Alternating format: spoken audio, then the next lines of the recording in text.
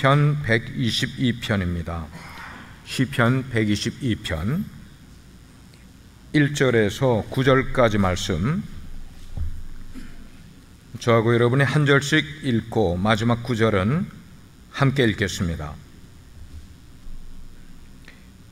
1절, 사람이 내게 말하기를 여호와의 집에 올라가자 할 때에 내가 기뻐하였도다. 예루살렘아, 우리 발이 네 성문 안에 섰도다. 예루살렘아, 너는 잘 짜여진 성읍과 같이 건설되었도다. 지파들 곧 여호와의 지파들이 여호와의 이름에 감사하려고 이스라엘의 전례대로 그리로 올라가는도다. 거기에 심판의 보좌를 두셨으니 곧 다윗의 집의 보좌로다. 예루살렘을 위하여 평안을 구하라. 예루살렘을 사랑하는 자는 형통하리로다. 네 성 안에는 평안이 있고 네 궁중에는 형통함이 있을지어다.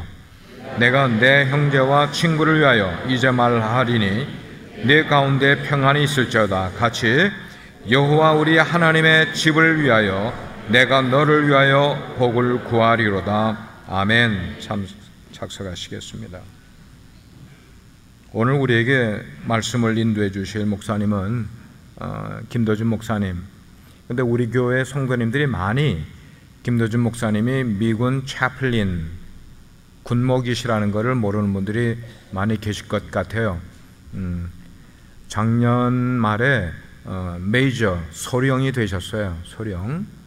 그리고 교육을 많이 받으면 이게 진급이 더 빨라집니다. 그래서 저는 우리 목사님이 한 대령 정도 돼서 은퇴를 했으면 좋겠다 생각은 드는데 여러분들 열심히 기도해 주십시오.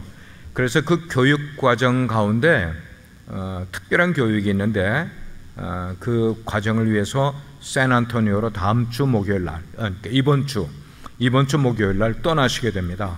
가게 되면은 한 1년 정도 교육을 받으시는데 이제 목사님은 한 2주에 한 번씩 시간을 꼭 내서 여기에 이제 올라오기를 원하시지만 쉬운 일은 아닌 거예요. 쉬운 일은. 그렇지만 하여튼 목사님이 가셔서 교육 잘 받으시고 돌아올 때는 정말 더 당당한 모습으로 오실 수 있도록 여러분들이 기도 늘 해주시기 바라고, 오늘 말씀은 예루살렘을 위하여 라는 말씀을 함께 나누실 때 큰 은혜가 되시길 바랍니다. 우리 한번 박수로 한번 환영해 주십시오.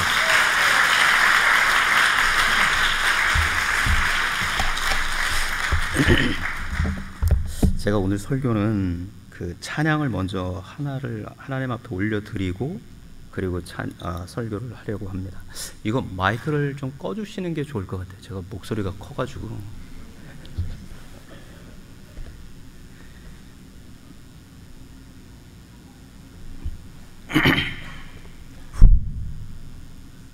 You can shut that.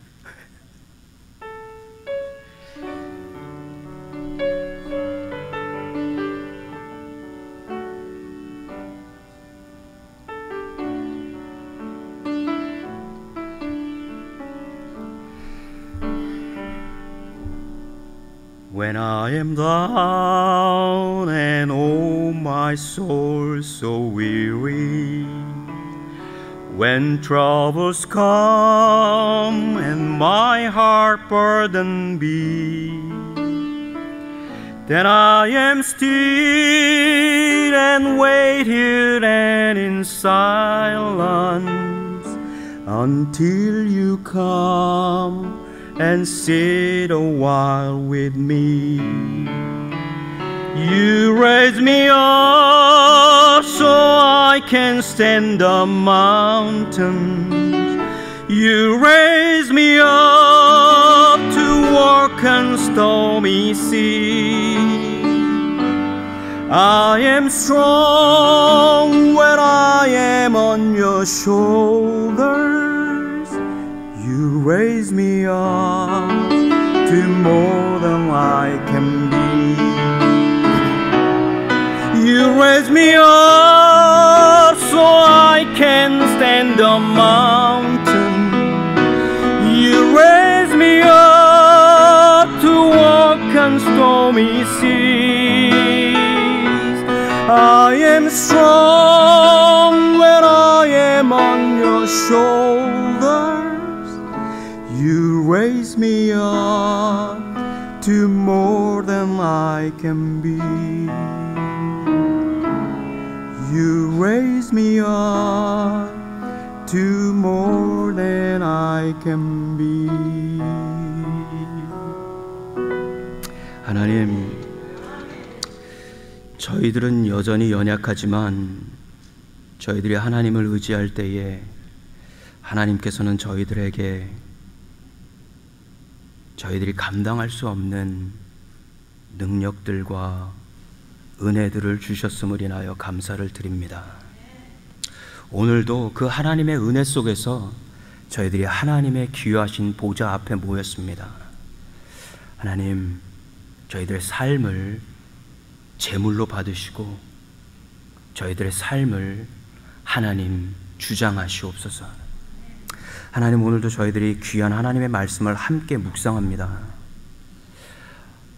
정말 아무짝에도 쓸모없는 저에게 은혜로 주셨던 그 말씀들을 우리 성도님들과 나눌 때에 기록하신 성령께서 또 다른 은혜를 저희들에게 허락하여 주시옵소서.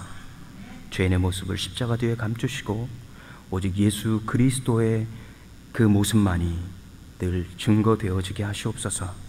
예수님의 이름으로 감사하며 기도드립니다. 아멘.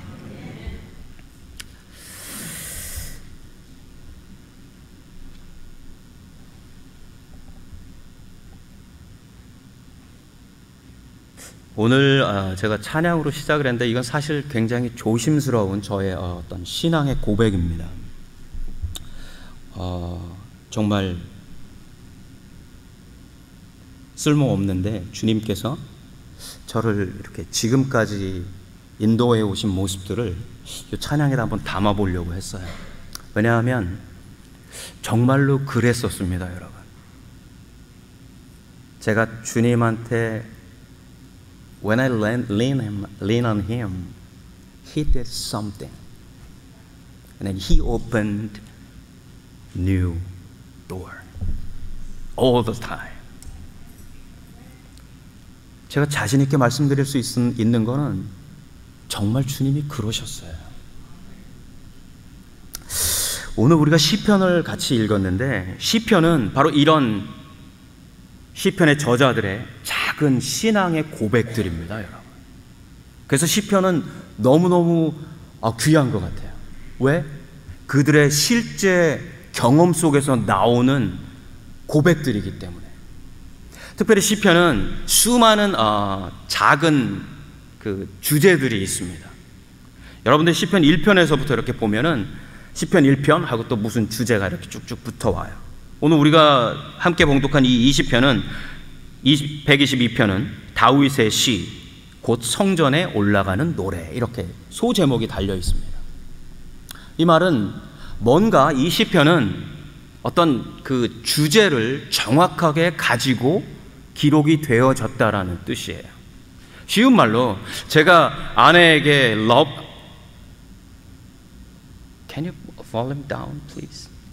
제가 아내에게 어떤 러브레터를 보내는데 맨 처음에 뭐 사랑하는 지니에게 이렇게 써야지 뭐 사랑하는 누구에게 써놓고서 우리 아내한테 그걸 보낸다 그러면 말이 안 되잖아요. 웃으시라고 한 얘기인데 아무도 안 웃으시네. 그만큼 시편은 어떤 정확한 주제가 있어요. 그래서 그 주제를 벗어나면 시편은 사실 이상한 시가 돼버립니다. 오늘 특별히 122편은 그런 면에서는 굉장히 우리들에게 도전하는 바가 아주 강합니다. 여러분 보세요. 우리가 시편 120편을 읽었는데 여러분들이 122편을 읽으면서 무슨 그림이 딱 그려졌는지 제가 잘 모르겠어요. 어떤 그림이 딱 그려졌는지 제가 잘 모르겠어요. 성전에 올라가는 노래라고 하는데 그 내용을 보면 다 다윗의 궁전에 대한 노래예요. 그죠? 관심 없이 읽으셨군요. 1절에서부터 8절까지를 보면 내용 자체가 뭐 무슨 성전에 대한 내용은 없고 다 예루살렘, 즉 다윗의 성에 대한 내용들로다가 지금 기록이 되고 있단 말이에요. 근데 갑자기 9절에 와서 여호와 우리 하나님의 집을 위하여 하면서 이 시프트가 뭔가 이렇게 갑자기 확 바뀝니다. 그냥 1단, 2단 정도 이렇게 가다가 갑자기 5단, 6단으로 시프트가 바뀌어 버렸어요. 만약에 9절이 없으면 이 시편은 마치 다윗이 자기 궁전을 지어놓고 내가 이렇게 멋있는 궁전에서 사는구나, 너희들은 나의 궁전을 위해서 노래해다오, 이렇게 아마 노래하는 시편이 되어버렸을 거예요. 그러면 시편은 150편이 아니라 149편이 됐을 거예요. 왜? 만약에 자기 궁전만 노래하는 시였다면 이 시편에 들어올 수가 없기 때문에 그래요. 근데 9절을 기록함으로 인해서 전체의 내용이 갑자기 바뀌어 버립니다. 오늘은 그 내용에 우리가 포커스를 맞추려고 해요. 성경에 가장 많이 나오는 지명 중에 하나는 단연코 예루살렘입니다. 그죠? 예루살렘. 히브리 말로 예루샬라임 이렇게 표현해요. 예루샬라임. 이 예루샬라임이라는 이 말은 살렘이라는 평화라는 단어하고 이루라는 어떤 파운데이션, 기초 혹은 뭐 집 이런 뜻의 단어입니다. 그래서 평화의 집 혹은 평화의 기초 뭐 이런 표현이겠죠. 굳이 영어로 하면 the foundation of peace 이렇게 표현이 돼요. 근데 제가 존경하는 히브리 교수님 한 분은 이 단어를 더 이렇게 그 세머의 그 고대어로 들어가서 어떻게 표현을 하시냐면, 요 이루라는 이 단어는 탯줄이다라는 뜻을 가지고 있었다고 그래요. 탯줄. 탯줄이 여러분 뭔지 아시죠? 즉 평화의 탯줄이다 이런 뜻이에요. 근데 그 에릭이라는 저널리스트가 아주 재미있는 기사를 하나 썼는데, 제가 그 본 기사의 내용에 의하면 이렇게 표현이 돼 있어요. 아브라함 이후로, 아브라함이니까 BC 한 1500년경의 사람입니다. 그럼 지금부터 약 한 3500년 전 사람이에요. 그죠? 3500년 전부터 이 예루살렘이 존재했는데, 역사상 가장 오래된 도시이면서, 오래된 도시들 중에 하나이면서 또 다른 특징이 뭐가 있냐면, 최소한 BC 1500년 이후로 이 예루살렘은 2번에 걸쳐서 완전히 파괴되어졌다라고 표현을 해요. 최소한 2번은 완전히 파괴되어졌다.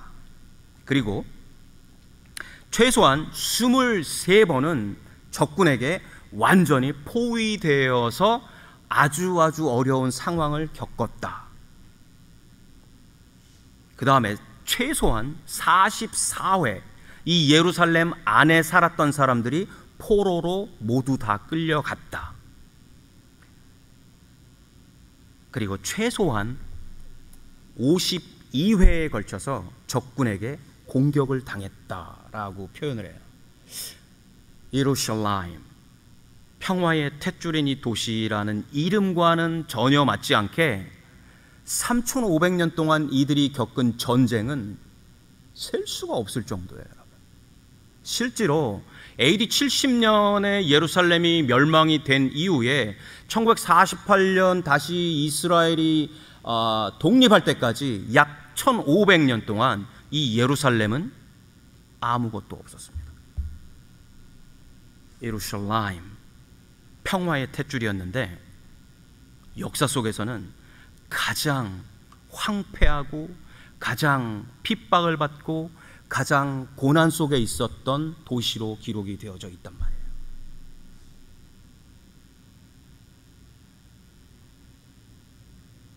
근데 왜 이런 도시를 아브라함은 하나님에 의해서 선택했을까요? 조카 롯을 구하고 그와 함께 있었던 많은 사람들을 구하고 굳이 그렇게 높은 곳까지 올라가지 않았어도 됐는데 예루살렘까지 굳이 올라가서 아브라함은 멜기세덱에게 11조를 드립니다. 정말 고난의 길이었는데도 불구하고 아브라함은 굳이 예루살렘을 따라 올라갑니다. 왜 그랬는지, 그는 이삭을 제물로 드리기 위해서 그 예루살렘, 사실 아브라함이 살고 있던 헤브론 지역에도 좋은 제사를 지낼 곳이 많이 있었지만 굳이 아주 가파르고 아주 힘든 곳 예루살렘까지 자신의 아들을 데리고 올라갑니다. 모세와 40년을 광야 생활을 하고 여호수아와 40년을 가나안 땅을 정복했던 갈렙은 그가 보아왔던 수많은 아름다운 땅들, 그 땅들을 다 제껴놓고 모세와 하나님에게 저 산지를 저에게 주십시오라고 고백했을 거예요. 다윗은 수많은 장소들 가운데에서 왜 굳이 물 한 방울도 없는 이 산 속에 자신의 성을 구축했을까요? 왜 솔로몬은 그곳에 하나님의 교회를, 하나님의 성전을 지었을까요?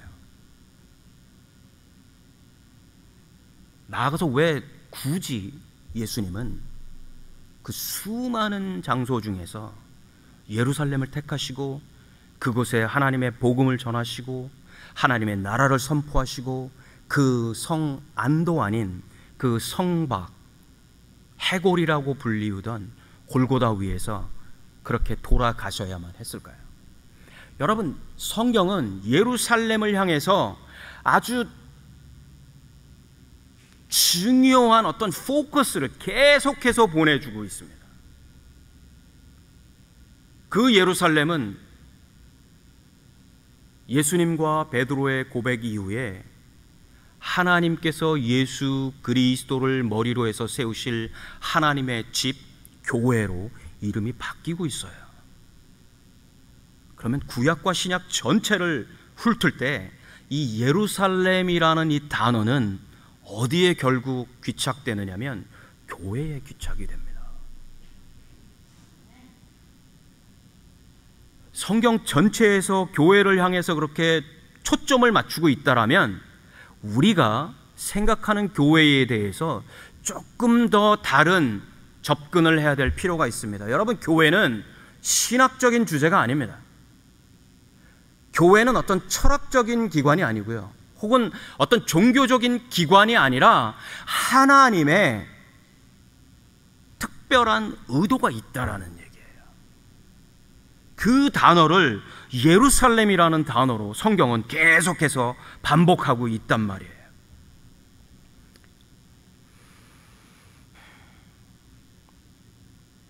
현재 예루살렘은 네 구역으로 나눠져 있습니다. 위쪽에서부터 혹시 그 파워포인트가 있나요?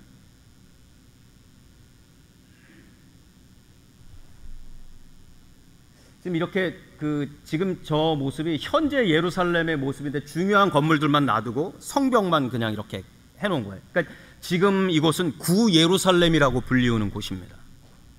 지금 현재 예루살렘이 이것보다 훨씬 큽니다. 근데 구 예루살렘, 즉 예수님께서 사역하셨을 시대의 성벽의 모양과 중요한 위치들을 잡아놓은 지도예요.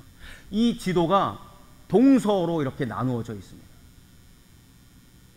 네 군데로 나눠져서 이쪽 위쪽은 오른쪽 위쪽은 무슬림 코트, 그 다음에 오른쪽 밑에 쪽은 주이시 코트, 그 다음에 왼쪽 밑에는 알메니안 코트고, 그 다음에 왼쪽은 크리스천 코트입니다. 그러니까 한 성 안에 한 6개의 나라가 들어가 있는 거예요. 지금 현재 그렇게 돌아가고 있습니다. 물론 예수님 당대에는 당연히 저렇게 코트가 나눠져 있지 않았죠. 예수님 당대에는 오히려 저 밑으로, 이 절벽 밑으로 다윗의 성이라는 곳이 있었습니다.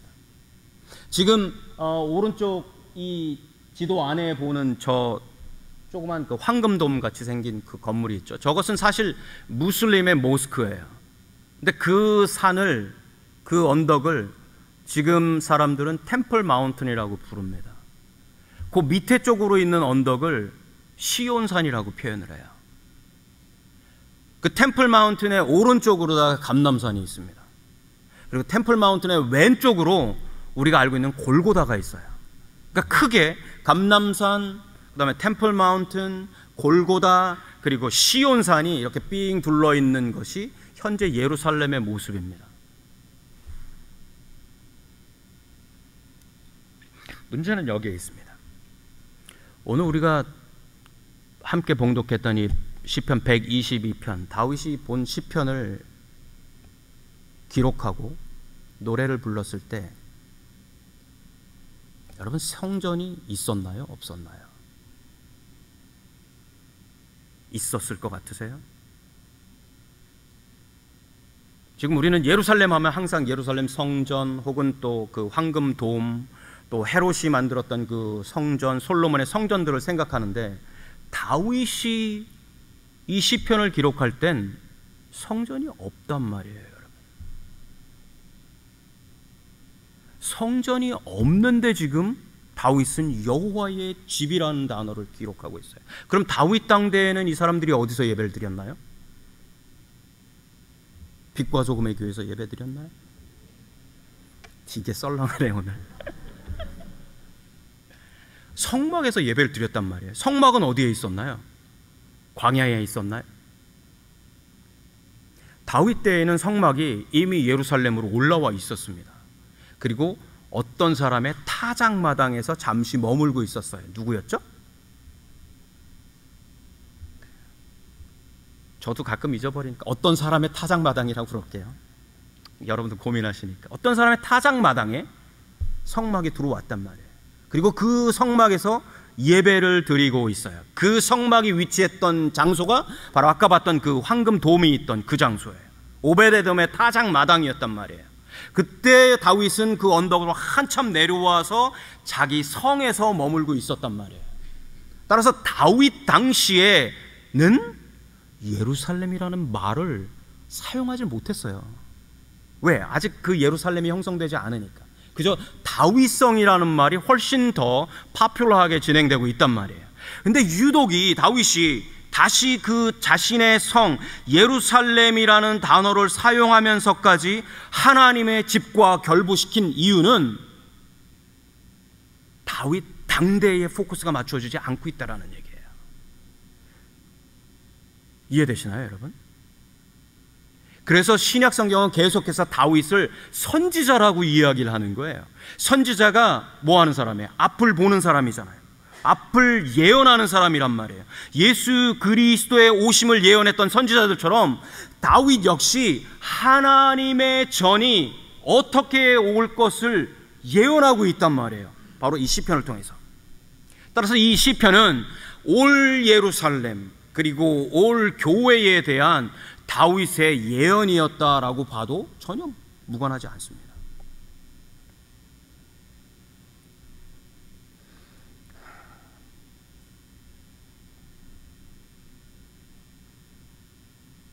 다윗 이후에 800년이 지나서 이사야라는 선지자는 이렇게 예루살렘에 대해서 표현합니다. 이사야 60장에 가면은 여호와의 영광이 예루살렘에 임하였다. 예루살렘을 여호와의 성읍이라 거룩한 이의 시온이라 부르겠다라고 표현해요. 61장에 가면은 시온에서 예루살렘에서 참된 기쁨이 부어지며 시온에 거하는 예루살렘에 거하는 이들이 하나님의 제사장이라 일컬음을 받을 것이다. 베드로서 2장 9절에서 하신 말씀이에요. 이미 예루살렘에 거하는 사람들을 향해서 니들이 하나님의 제사장이라 불리울 것이다 라고 표현하고 있단 말이에요. 언제 이 말을 했다고요? 다윗 이후 800년 지나서 예수님 오시기 800년 전에 베드로가 베드로후서를 기록하기 800년 전에 이사야가 지금 예루살렘에 거하는 이들을 하나님의 제사장들이다 라고 표현하고 있어요. 우리가 종교개혁을 통해서 가진 가장 중요한 개념, 만인 제사장. 예수 그리스도 안에 있으면 우리 모두가 제사장이라는 이 개념이 여러분 종교개혁에서 나온 개념이 아니라 바로 이사야가 만들어낸, 이사야가 받은 말씀이란 말이에요. 62장에 가면 예루살렘을 가리켜 이사야가 이렇게 표현합니다. 이것이 예루살렘이 헵시바라 불리울 것이다. 헵시바라는 말은 너희들 안에서 여호와께서 기뻐하실 거야, 이런 뜻이에요. 다른 말로 하면 예루살렘이 여호와의 기쁨이 될 것이야 라고 표현하는 겁니다. 예루살렘이 여호와의 기쁨이 됐던 적이 있었나요? 서론에서 얘기했던 것처럼 예루살렘의 역사 3,500년 동안 단 한 번도 기쁨이 됐었던 적이 없단 말이에요. 그렇단 말은, 이 말은 아직도 예언으로 남아있다라는 얘기입니다. 다른 말로 하면 교회는, 예루살렘, 우리 교회는 하나님의 기쁨이 되어야 한다라는 뜻이에요. 누가 한 말이라고요? 이사야가 한 말이란 말이에요.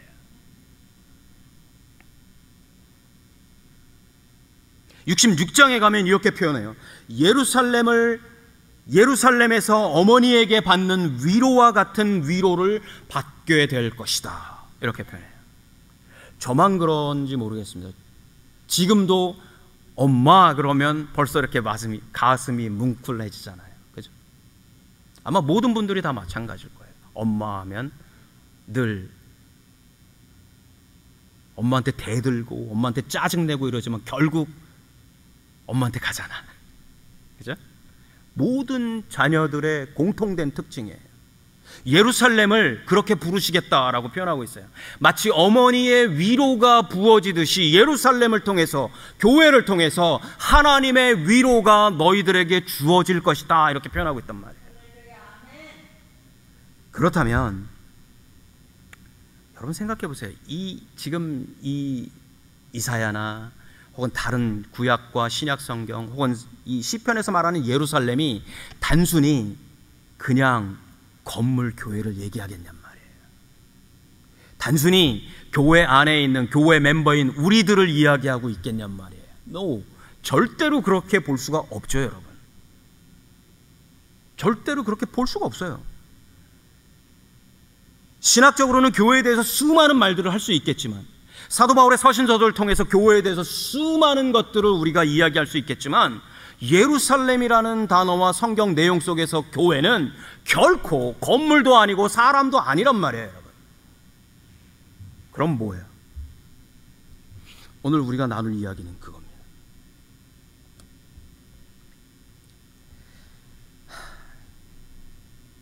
제가 엄청 건너뛰어야 될 것 같아요. 오늘 또 선교팀도 출발해야 되고.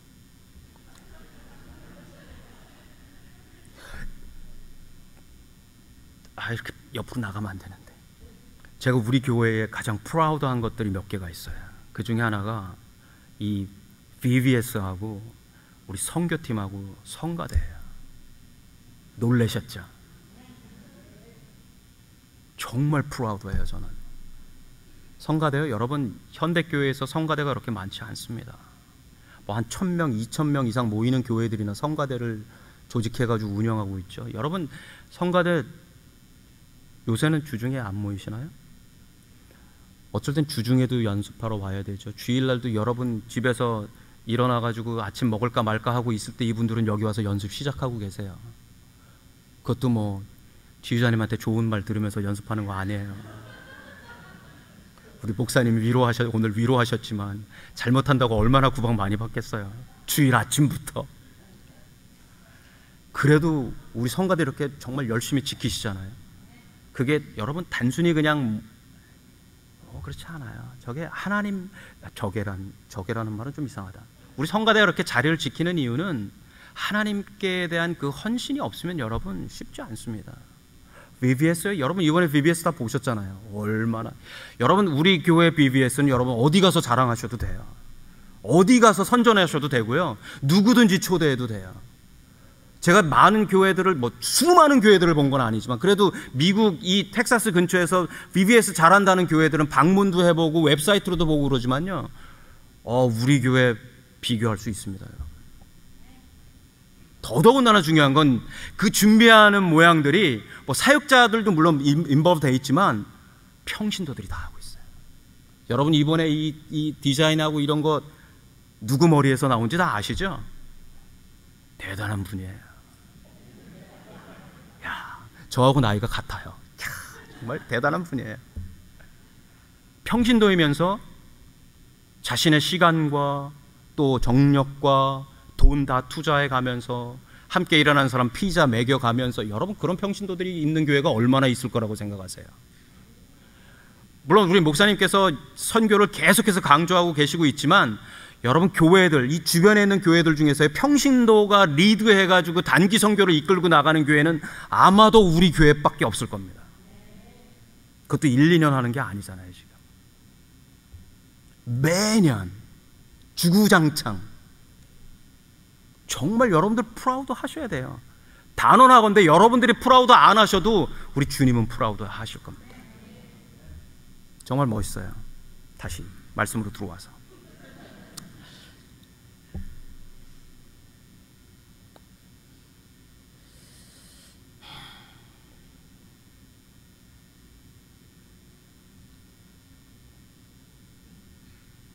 점프를 너무 많이 하니까 어디로 가야 될지 모르겠네.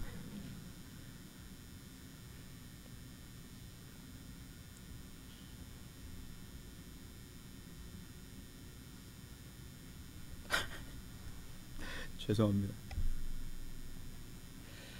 이 교회에 대해서, 예루살렘에 대해서 아마도 가장 현실적이고 가장 어떤 프랙티컬하게 실제적으로 접근하고 있는 성경 혹은 사건을 이야기하라 그러면 우리는 단연코 구약에서 솔로몬을 잡을 겁니다. 솔로몬은 성전을 짓고 7년에 걸쳐서 성전을 짓습니다. 여러분, 7년에 걸쳐서 성전을 짓고 모든 백성들을 모으고 하나님 앞에 기도합니다. 긴 이야기를 짧게 하자면 솔로몬이 이렇게 기도해요. 여러분, 하나님, 천지를 지으신 하나님께서 우리가 만들어 놓은 요 조그마한 박스 속에 어떻게 계실 수 있겠습니까?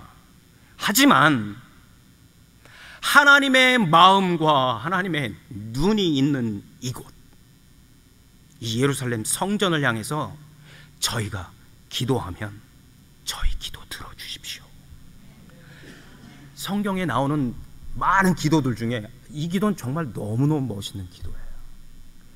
천지를 만드신 하나님을 향해서, 하나님, 저희가 이 하나님의 마음이 있는 이곳에서 기도하면 저희 기도를 들어주십시오. 여러분, 단순히 그것은 장소를 의미하지 않습니다. 하나님의 마음이 있는 곳이란 것이 중요해요. 하나님, 저희들이 혹 죄를 지어서 다른 나라의 포로로 끌려가면 하나님, 저희들을 기억해 주십시오. 우리가 이 성전을 향해서 하나님의 마음과 눈이 있는 이곳을 향해서 기도하면, 포로로 끌려가 있을지라도 우리가 성전을 향해서 기도하면 우리를 기억해 주십시오 라고 기도하고 있다.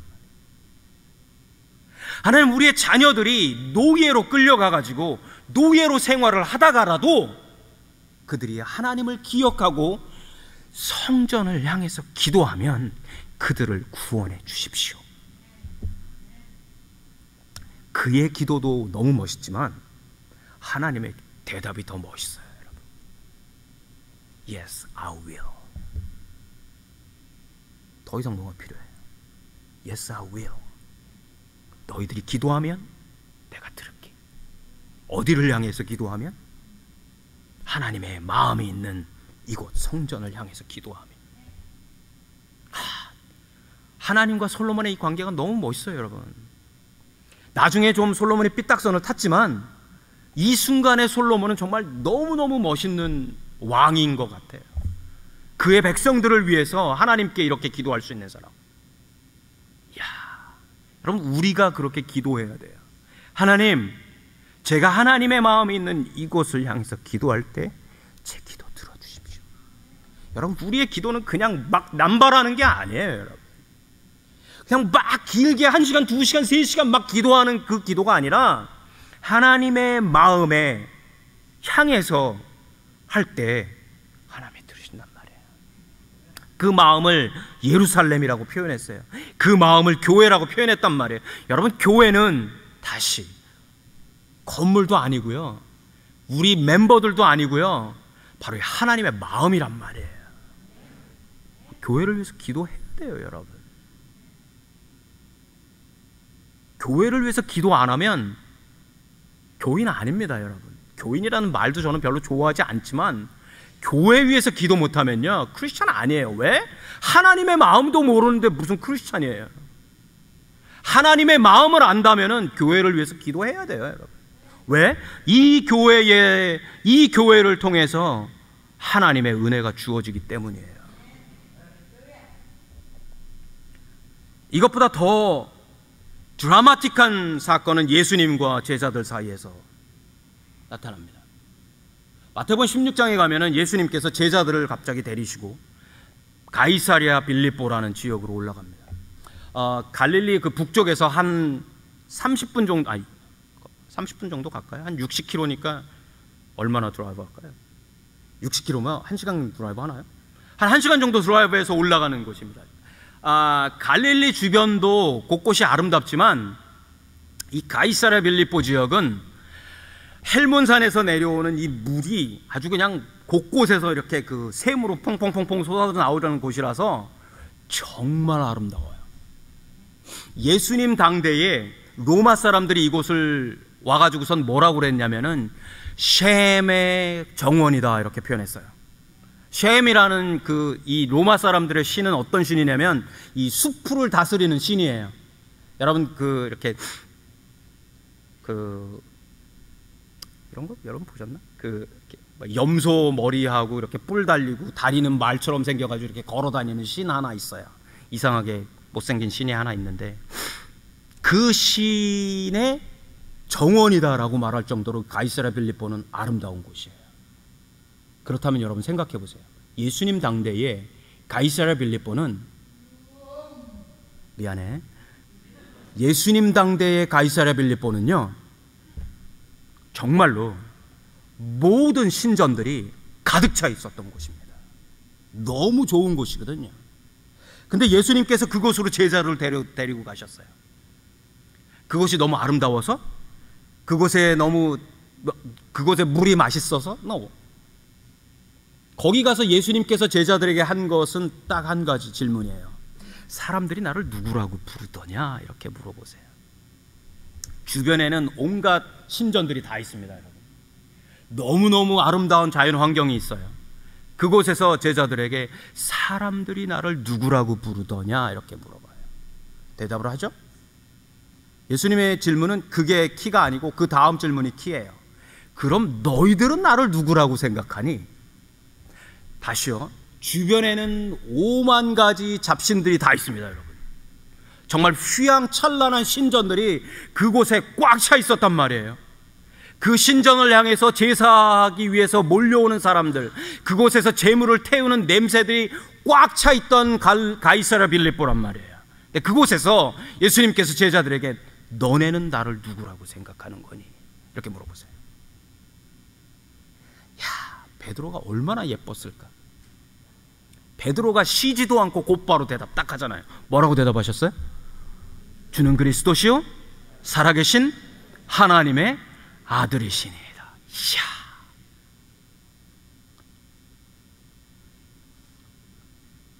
수많은 신전들 가운데에서 모든 사람들이 예배드리고 있는 그곳에서 베드로는 예수님, 당신만이 우리의 예배를 받으실 분입니다. 이렇게 얘기한단 말이야. 그게 얼마나 기뻤으면 예수님께서 내가 이 반석 위에 내 교회를 세울게 이렇게 하셨단 말이에요. 그 반석이 무슨 그 옆에 있던 커다란 돌덩이일 것 같으세요? 그 반석이 우락부락하게 생겼을 그 베드로일 것 같으세요? 아니요. 베드로가 고백한 그 정말 얼토당토하는 고백이란 말이에요. 그걸 여러분 어떻게 사람의 머리에서, 우리는 너무 자주 들었으니까 그 말을 알잖아요. 하지만 그 말을 평생 동안 단 한 번도 들어보지 못한 사람이 어떻게 그런 말을 할 수 있겠냔 말이에요. 제가 저희 작은 녀석이 할머니하고 통화하다가 할머니 진지 잡수셨어요? 이 말을 듣는데 제가 아주 눈물이 팍 쏟아지더라니까요. 저는 그런 말 가르쳐 주지도 않았는데 할머니한테 그렇게 표현하는 거야, 애가. 갑자기. 그때가 한 중학교 때였나? 그때 한국말도 잘 못했었는데, 이야, 그래가지고 그만한 것도 아버지한테 이렇게 뭉클한데 베드로의 고백은 예수님한테 얼마나 예뻤겠냔 말이에요, 여러분. How about you? 여러분들은 예수님에 대해서 어떤 고백을 하시냔 말이에요. 우리는 예수님에 대해서 어떤 고백을 하고 있냔 말이에요. 그냥 들어서 배워서 알고 있는 거 말고 정말 베드로처럼 그렇게 수많은 이방 신전들 앞에서 자신 있게 주님, 주님만이 예배 받으실 분입니다라고 자신 있게 말할 수 있겠냔 말이죠. 이거 쉽지 않죠, 여러분. 교회는 그런 곳이에요. 저한테 오늘 이 교회에 대해서 얘기하라고 그러면 저는 우리 과테말라 선교팀 못 갑니다. 오늘 2군데만 잡아도 제가 지금 끝을 낼 수가 없을 정도로 이 교회는 너무너무 중요해요, 여러분. 솔로몬은 하나님의 마음이 있는 곳이라고 얘기했습니다. 베드로는 오직 우리의 예배를 받으셔야 하실 분입니다 라고 표현하고 있단 말이에요. 제가 지금 마음과 분이라고 표현을 하고 있어요, 여러분. 그럼 결국 교회는 누구에게 포커스가 맞춰지고 있냔 말이에요. 예수 그리스도예요. 교회는 예수 그리스도입니다, 여러분. 바꿔서 이야기해도 돼요. 예수 그리스도는 교회입니다. 그래서 예수 그리스도에 대해서, 교회에 대해서 사도 바울은 머리 대신 주님과 몸 된 우리다라고 표현해요. 이건 유기적이에요, 여러분. 교회는 살아 있습니다, 여러분. 교회는 그럼 어떤 조직이 아니란 말이에요. 교회는 단순히 그냥 함께 사람들이 모여서 밥 먹고 놀고 집에 가는 곳이 아니란 말이에요, 여러분. 교회는 하나님의 마음이 항상 있어야 하는 곳이고, 교회는 예수 그리스도 그분이 계셔야 하는 곳이란 말입니다. 오죽했으면 주님께서 베드로에게 음부의 권세가 교회의 권능을 이기지 못할 것이다 라고 표현했겠어요. 내가 천국의 열쇠를 교회에게 주겠다라고 말씀하셨단 말이에요. 만약에 교회가 땅에서 매면 하늘에서도 매일 것이고, 땅에서 풀면 하늘에서도 풀릴 것이다 라고 표현했어요. 이거는 솔로몬이 했던 기도와 똑같은 말이잖아요. 우리가 어떤 상황에 처해도 하나님의 마음이 있는 이곳을 향해서 기도하면 들어주십시오 라고 말했던 것에 대한 하나님의 답의 또 다른 표현이에요. 너희가 매면 하늘에서도 내가 맬 것이고, 너희들이 풀면 내가 하늘에서도 풀겠다라고 말하고 있단 말이에요. 단순히 내가 하는 몇 마디 기도가 아니란 말이에요, 여러분. 이건 교회의 권세예요. 또 파워라고요. authority란 말이에요, 여러분. 교회는 무시무시한 것입니다, 여러분.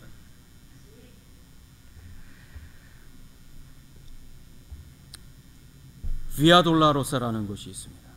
예루살렘에 가면 비아 돌라로사라고, 우리가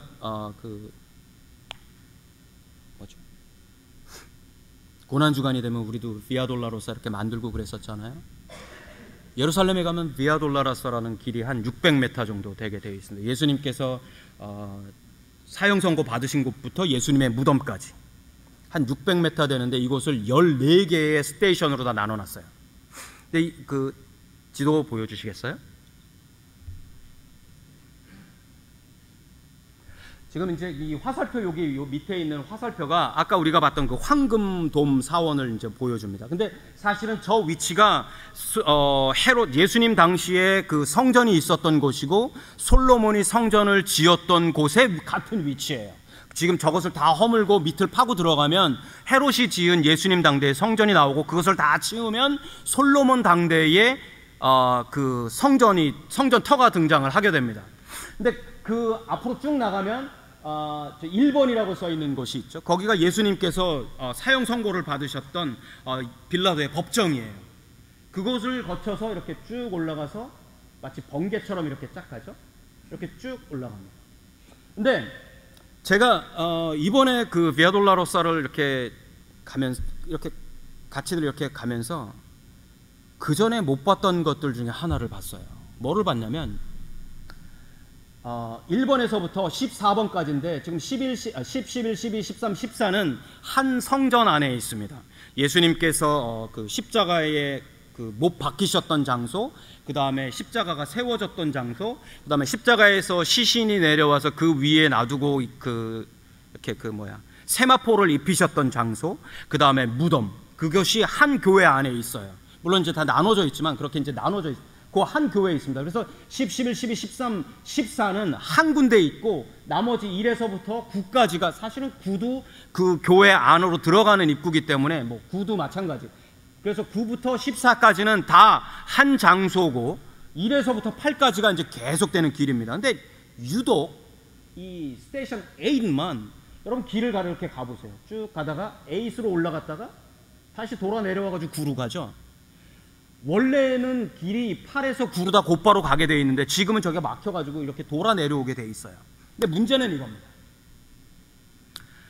예수님께서 사형 선고를 받으셨던 1번에서부터 14번까지 가시는 동안에, 십자가를 지고 가시는 동안에 예수님은 예루살렘 성전을 등에 지고 가십니다.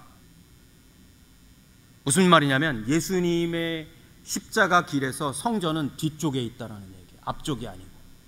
근데 8번 스테이션에 왔을 때 예수님께서 갑자기 딱 돌아서세요.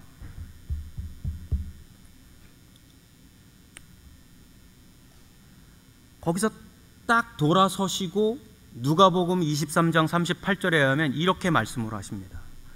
예루살렘의 딸들아, 나를 위해서 울지 말고 너희 자녀를 위해서 울어라, 이렇게 표현하세요. 여인들이 많이 따라오고 있었던 것 같아요, 예수님의 십자가 길에. 근데 예수님께서 그 지치신 모습으로 가시다가 그 스테이션 8에 와서, 그 8은 사실 이렇게 언덕길입니다, 여러분. 그 언덕을 힘겹게 올라가서 9번으로 턴을 해야 되는 그 상황에서 예수님께서 완전히 180도로 딱 도신 거예요. 180도로 딱 도니까 제 눈에 뭐가 들어왔냐면 예루살렘 성전이 딱 들어오더라고요. 예수님의 십자가길에서 유일하게 저 8 스테이션에서만 예루살렘이 딱 눈에 들어와요, 여러분. 그 예루살렘을 보시면서 그를 따라오던 여인들에게 예수님께서 지금 말씀하시는 거예요. 예루살렘의 딸들아.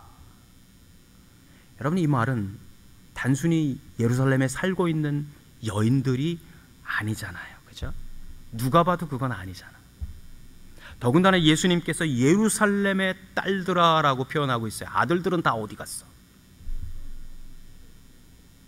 따라서 이것도 단순히 여인들을 이야기하는 표현이 아니란 말이에요.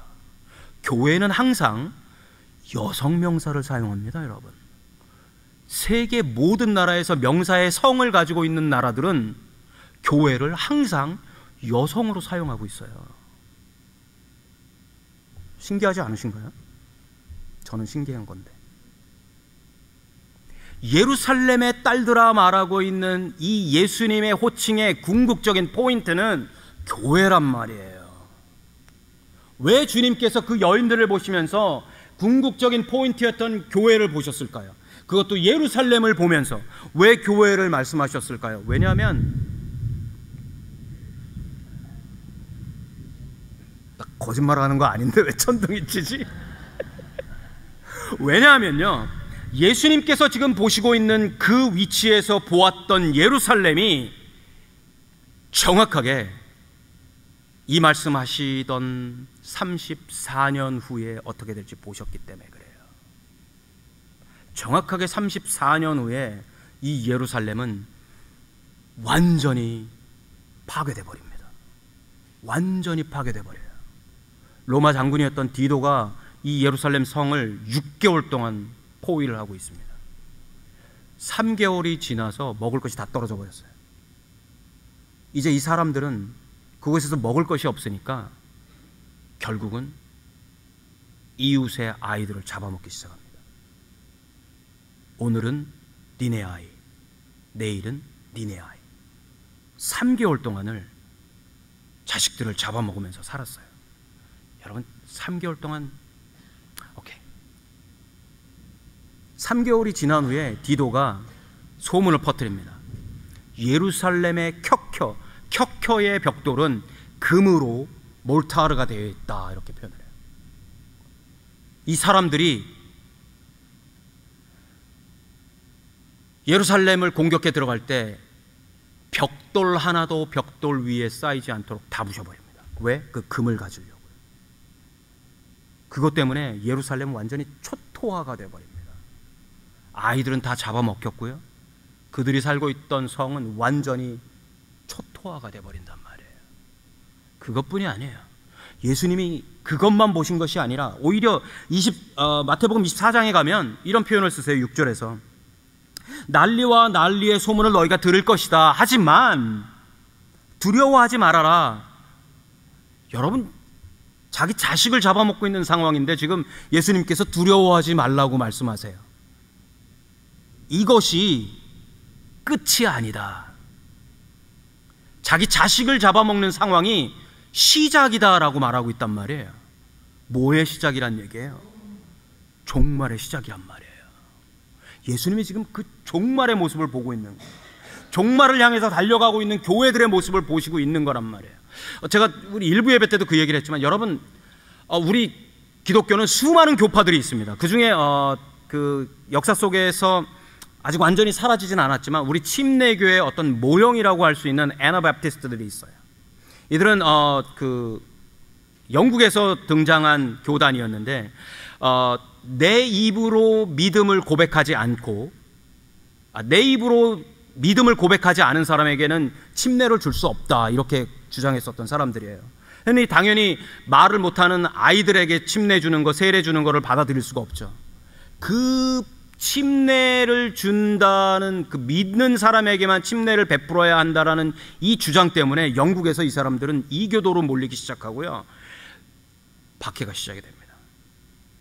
대표들은, 리더 그룹들은 템즈강에 그 얼음 속에다가 다 빠뜨려 죽이고요, 어쩔 때는 집채 태워 죽이고요, 어쩔 때는 사람들 앞에서 십자가에 그 화형을 시키고 이랬어요. 결국 이 사람들은 신앙의 자유를 위해서 네덜란드로 이주를 합니다. 그들이 복음을 다시 증거하기 시작하고 수많은 아나바프티스트들이 모이기 시작했어요, 네덜란드에.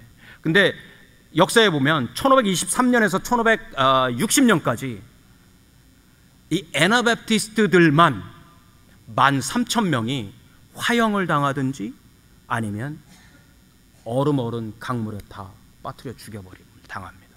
핍박을 당해요. 여러분, 그건 애나바프티스트가 가지고 있는 스토리의 한 스토리입니다. 그렇다면 예수님 이후에 지금 현재 교회까지 2000년 동안 어떤 박해들이 있었는지 여러분 생각해 보세요. 그것도 외부에서 주는 박해뿐만 아니라 교단끼리 싸우는 박해까지 다 포함해서. 예수님은 그 모습을 보시는 것 같아요. 단순히 당신을 따라오던 여인들의 울음이 아니라 앞으로 교회가 어떤 모양을 걸어갈지, 당신의 교회들이 어떻게 핍박을 받아야 할지, 또 당신이 창조한 창조물들이 어떻게 생활하게 될지를 이미 보시고 있는 것 같아요. 그러니 너희의 자녀들을 위해서 울어라라고 표현하시죠. 여러분, 이 표현은 그대로 역사 속에서 실현이 돼버립니다. 역사 속에서 실현이 돼버려요. 심지어는 예수님께서 마지막 밤에 기도하셨던 요한복음 17장의 내용을 보면 예수님의 기도는 딱 한 가지 주제입니다. 하나님, 아버지, 이들이 하나가 되게 해 주십시오 라는 기도였어요. 그 마지막 순간에 예수님께서 교회를 위해서 하신 기도는 하나가 되게 해 주십시오 라는 기도였어요. 오죽이나 하나가 되는 게 어려우면 예수님이 마지막 밤에 그 기도를 하셨겠어요. 정말 하나 되기 어려운 게 교회예요. 신학적으로 그런 것, 거창한 거 다 빼고 우리 주변을 봐도 하나 되는 거 쉽지 않아요. 목장에서도 하나 되는 거 쉽지 않아요, 여러분. 우리 목장에서도 어제도 그 얘기를 잠깐 했지만 가나나할래도 하나 되지가 않아요, 여러분. 음식에 가나나할래도. 그만큼 어려운 게 하나 되는 거란 말이야. 그러니 예수님께서 마지막까지 기도하시는 거예요, 여러분. 마태복음 23장에 가면 예수님께서 이렇게 표현하십니다. 예루살렘아 예루살렘아 선지자들을 죽이고 내게 파송된 자들을 돌로 치는 자여, 암탉이 그 새끼를 날개 아래 모음같이 내가 내 자녀를 모으려 한 일이 몇 번이나 있었느냐.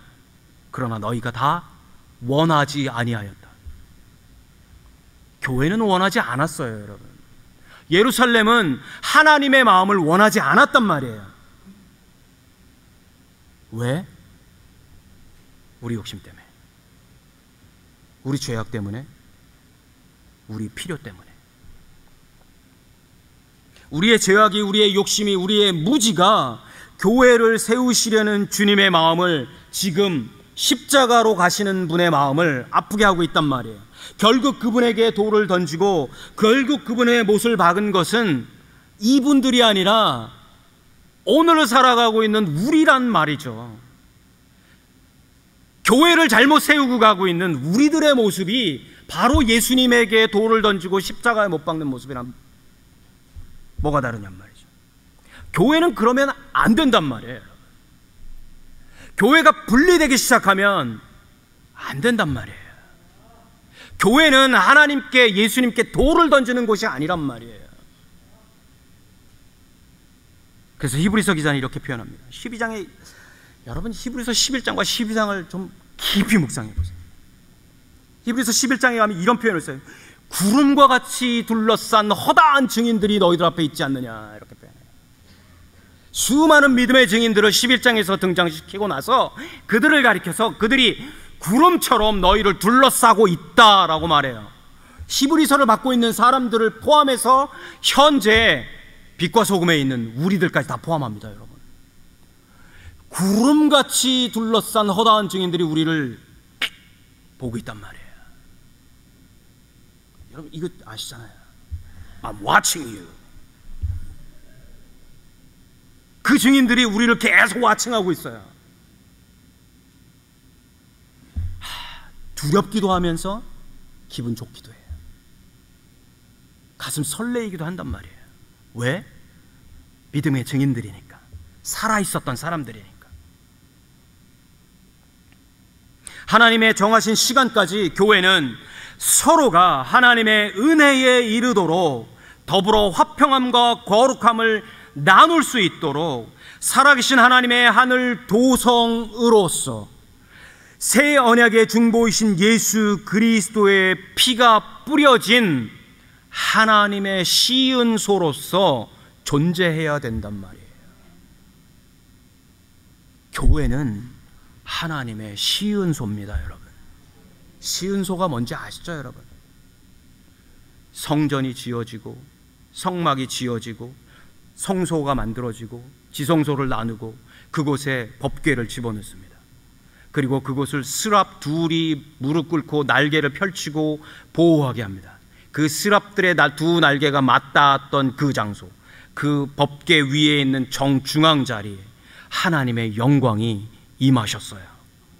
그리고 약속하시기를 내가 이 시은소를 통해서 너희들에게 은혜를 베풀겠다.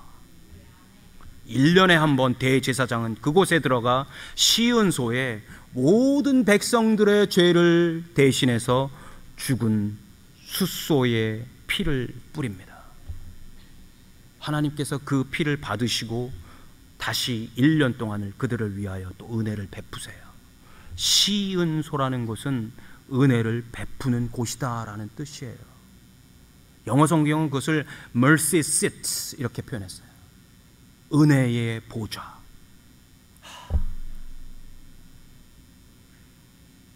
교회가 바로 그 mercy seat이란 말이에요.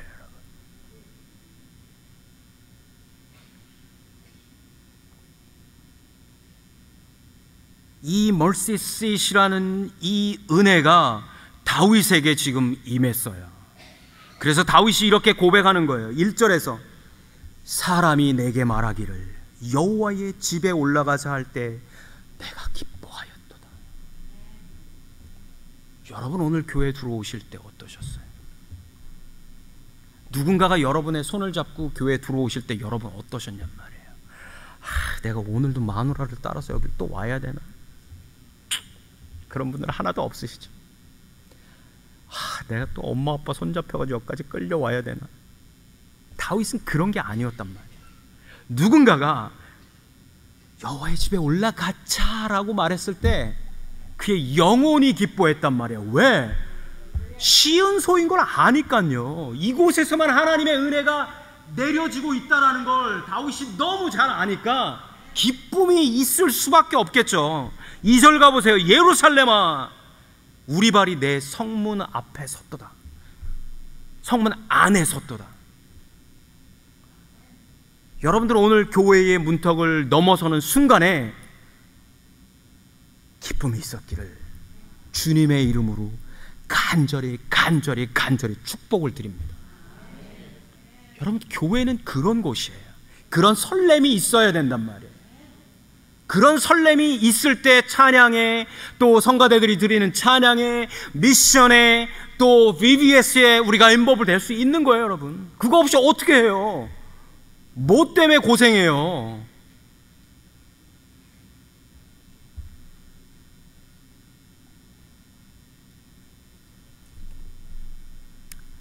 이러한 경험이, 고백이, 확신이 있으니까 6절에서 이렇게 표현하는 거예요. 예루살렘을 위해서 평안을 구해라. 이미 예루살렘은 평화의 도시입니다, 여러분. 예루살렘은 이미 평화란 말이에요. 근데 평화를 구하라 라고 표현하고 있어요. 저희 아내가 계속 시계를 두드리네요. 다시 9절로 가면서 제가 말씀 맞출게요. 여러분, 9절에서 다윗이 이렇게 표현해요. 여호와 우리 하나님의 집을 위하여 내가 너를 위하여 복을 구하겠다, 이렇게 표현합니다. 여기서 이 복은 사실은 조금 다른 의미입니다. 우리가 알고 있는 그 blessing이라는 그 단어가 아니에요. 바라크라는 이 히브리 말인데, 바라크라는 이 단어가 아니라 토브라는 단어예요. 토브라는 말은 선하다라는 뜻이, 굿이라는 단어예요. 여러분, 사도 바울이 모든 것들이 합력해서 선을 이룰 것이다 라고 말했을 때 그 선을 말하는 겁니다. 하나님의 교회는 그렇게 선을 이루어 나가야 됩니다. 기도는 그거예요. 김 집사님이, 박 집사님이, 최 집사님이, 이 집사님이 선을 이룰 수 있도록 서로 기도해 주는 거예요. 그리고 그 이루어진 선이 예수 그리스도의 이름으로 만들어져야 돼요. 그 나타난 표현들이 우리의 찬양이고 우리의 선교고 우리의 봉사들이란 말이에요. 여러분, 교회는 그런 곳입니다. 여러분들이 교회의 문턱을 넘어설 때 설렘이 있기를 정말 간절히 바랍니다. 교회를 문턱을 넘어서는데 설렘이 없다라면 여러분 그 설렘을 위해서 기도하시길 바라요.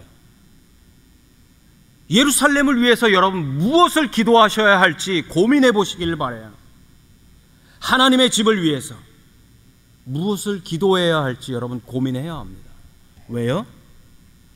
하나님의 집이 하나님의 은혜를 베푸는 시발점이기 때문에 그렇습니다. 여러분들이 정말 하나님의 은혜를 원하신다면 하나님의 교회 시은소를 위해서 먼저 기도하셔야 돼요. 교회를 위해서 기도할 때 우리는 하나님의 은혜 속에 거할 수 있습니다. 이건 어떤 선택이 아니에요, 여러분. 필수입니다. 우리의 기도의 여러 제목 가운데 가장 앞에 서야 할 것이에요. 교회를 위한 기도예요. 하나님의 집, 예루살렘, 평화의 탯줄을 위한 기도입니다, 여러분. 기도하겠습니다. 하나님, 저희들이 하나님의 이 전을 생각할 때마다 설렘이 있게 하여 주시옵소서. 저희들이 하나님의 전의 문턱을 건너설 때마다 하나님의 은혜를 경험하게 해 주시옵소서. 하나님, 우리가 하나님의 문턱을 벗어날 때마다 이 교회를 위하여 기도하고 이 교회를 마음에 심는 하나님의 백성들 되게 하여 주시옵소서. 영광 받으실 예수 그리스도의 이름으로 감사하며 기도드립니다.